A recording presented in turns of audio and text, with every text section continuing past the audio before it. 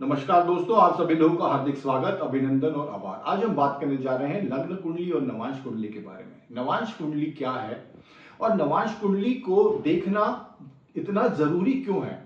नवांश कुंडली को बिना देखे हम कोई भी चीज के प्रेडिक्शंस नहीं कर सकते, हम किसी भी कंक्लूजन में नहीं पहुंच सकते, हम इस डिसीजन पे नहीं पहुंच सकते कि वो जो घटना घटने के चांसेस दिख रहे हैं वो एक्चुअल में घटेगी कि नहीं घटेगी। ये मेरे को नवांश कुंडली से देखने को मिलेगा। तो इसको थोड़ा सा मैं सिंपल लैंग्वेज में समझाने की कोशिश करूंगा कि लग्न कुंडली क्या है, नवांश कुंडली क्या है। देखिए, जब भी कोई इंसान पैदा होता है, जैसे आप सभी जानते हैं, तो हम एक सेट ऑफ कर्मास को लेके पैदा होते हैं। हो सकता है कुछ क्रेडिट्स हो, कुछ डेबिट्स हो मेरे पास्ट जन्मों के, सिर्फ पिछले वाले जन्म के नहीं, मेरे अभी तक जितने जन्म हुए हैं उनका एक एक्यूमुलेटेड कर्मास का मेरा एक पास्ट, एक डेबिट है, एक क्रेडिट है। कुछ पॉजिटिव्स है, कुछ नेगेटिव्स है। अब जब भी जो D1 चार्ट है या लग्न चार्ट जिसको हम कहते हैं, वो जो उसमें जो मेरे को जो ग्रह स्थिति दिख रही है या जो लग्न दिख रहा है या जो भाव दिख रहे हैं, वो मेरे एक्यूमुलेटेड कर्मास को दिखाते हैं कि मेरे पास ये डेबिट है, मेरे पास ये क्रेडिट है। सिंपल लैंग्वेज में अगर D9 को एक्सप्लेन करूं तो जैसे जैसे इंसान की लाइफ बनेगी, देखिए ये D9 है, ये भाग्य का स्थान है। अगर मेरा कुंडली का नवम भाव अगर हम देखते हैं तो वो भाग्य का भाव है। तो जो D9 एक वो चार्ट है या नवांश एक वो चार्ट है जो कि मेरा लाइफ में मेरा भाग्य किस तरीके से प्रोग्रेस करेगा, मुझको वो बताता है। अगर मैं सिंपल लैंग्वेज में नवांश को एक्सप्लेन करूं तो फॉर एग्जाम्पल, कोई इंसान हो सकता है कि गरीब पैदा हुआ हो, बट ये जरूरी तो नहीं कि वो पूरे लाइफ भर गरीब रहे। हो सकता है कि उसकी सिचुएशन बदल जाए, हो सकता है कि वो एक बहुत बड़ा बिजनेसमैन बन जाए। इसका उल्टा भी हो सकता है, कोई गरीब घर में पैदा हुआ हो, एक अच्छे घर में पैदा हुआ हो, बट हो सकता है कि उसकी नवांश चार्ट और लग्न चार्ट इस तरीके के हों और जैसे जैसे उसकी लाइफ प्रोग्रेस करे, हो सकता है कि उसको डाउनफॉल आए, उसको लाइफ में अच्छा ना कर पाए।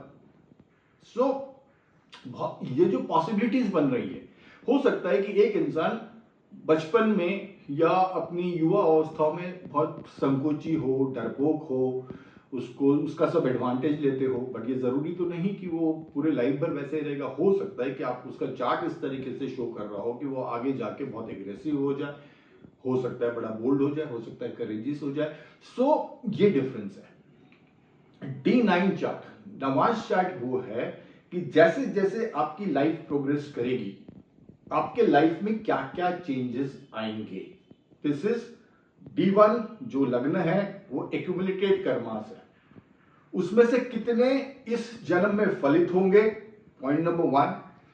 पॉइंट नंबर 2 कि मेरा हर क्षेत्र में किस तरीके से लाइफ मेरा भाग्य टर्न होगा। मेरे खुद को लेके, मेरे अगर फर्स्ट हाउस की बात करें तो मेरा खुद का भाव है, स्वयं का भाव होता है। तो फॉर एग्जाम्पल, अगर एक एग्जाम्पल की बात करें कि अगर मेरा मेष लग्न है और मेरी मेष लग्न की कुंडली है, तो मेष लग्न की कुंडली है और जो मेरा नवांश है वो मान लीजिए कुंभ लग्न, मेरा जो नवांश है वो कुंभ लग्न का आ रहा है।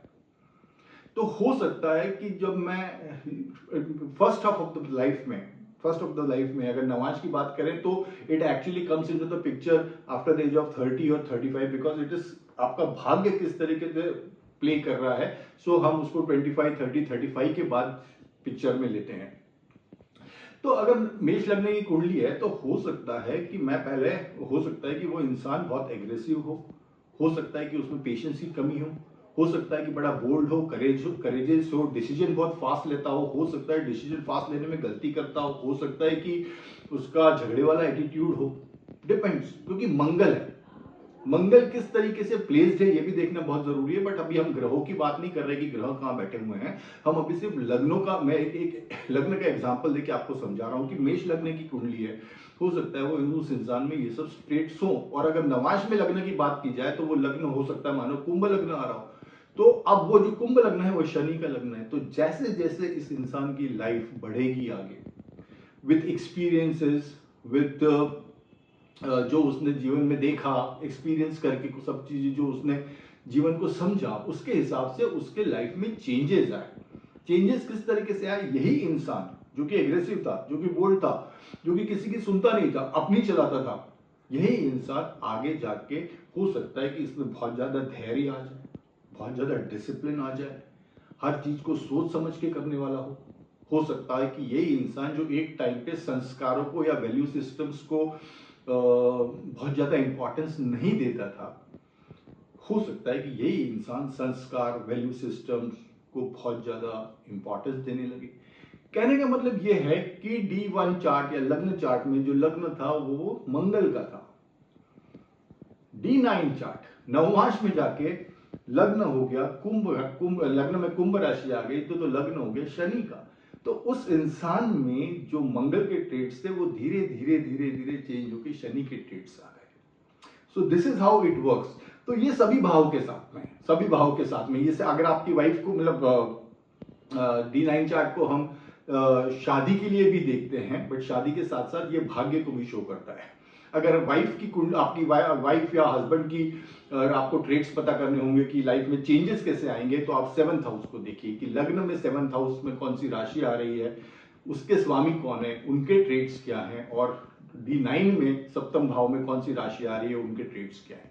तो हो सकता है कि आप एग्जाम्पल के लिए ले लीजिए कि सप्तम भाव में तुला राशि आ रही हो तो शुक्र के ट्रेड्स होंगे, लविंग होगा, रिलेशंस पे बहुत ज़्यादा फोकस देने वाला होगा, क्रिएटिविटी बहुत ज़्यादा होगी, बिकॉज शुक्र के ट्रेड्स है। और यही अगर शुक्र के ट्रेड्स और अगर D9 चार्ट में अगर देखा जाए तो सप्तम भाव में सिंह राशि आ रही है फॉर एग्जाम्पल, तो यही इंसान आप देखोगे कि इसमें लीडरशिप क्वालिटीज आ गई है, इसमें over a period of time vision आ गया है, इसमें सबको साथ लेने की कला आ गई है।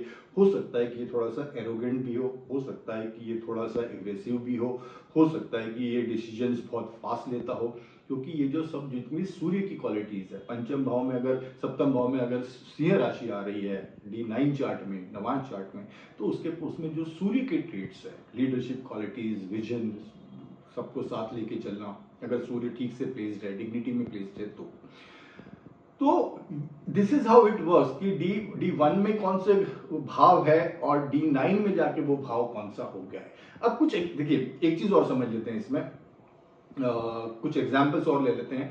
इसमें ये भी चीज देखना बहुत जरूरी है कि जो ग्रह हो सकता है कि लग्न चार्ट में या D1 चार्ट में उच्च का हो और वो ही ग्रह जाके D1 चार्ट में नीच का हो गया हो या शत्रु राशि में हो गया हो, तो ग्रह यहाँ पे ग्रह की लग्न चार्ट में ग्रह की पोजीशन किस तरीके की है, ग्रह उच्च का है, नीच का है, वर्गोत्तम है, स्थानोत्तम है, और सिमिलरली वही ग्रह वहां पे जाके किस पोजीशन में है, क्या वो उच्च का ग्रह उच्च का ही है या नीच का हो गया है, तो ये देखना भी बहुत जरूरी है। क्योंकि अगर उच्च का ग्रह उच्च का हो रहा है तो वो जो इफेक्ट्स है वो उसमें तीव्रता आ जाएगी, इंटेंसिटी आ जाएगी, उसको और बल मिल जाएगा।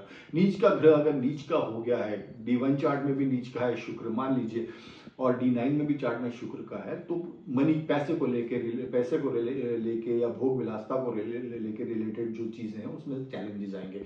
सो ये देखना भी बहुत जरूरी है, दूसरा पॉइंट। सो हाँ, this is how it works कि D1 से लेके हम D9 तक कैसे जाते हैं। अब आप भाव पे आइए कि फॉर एग्जाम्पल आपका पहला भाव जो कुंडली का था वो हो गया D9 में जाके 3rd हाउस। मैं तो रैंडमली एग्जाम्पल दे रहा हूं आपको कुछ एग्जाम्पल्स। फर्स्ट भाव जो कुंडली का था वो 3rd हाउस हो गया, तो ये क्या शो करता है, ये शो करता है कि जैसे जैसे आपकी लाइफ बढ़ेगी, आपके जो करेज है, आपका जो पुरुषार्थ है, आपके जो एफर्ट्स है, आपका भाई बहनों पे जो फोकस है वो बढ़ेगा, बिकॉज आपका स्वयं का हाउस D9 में जाके 3rd हाउस हो गया है।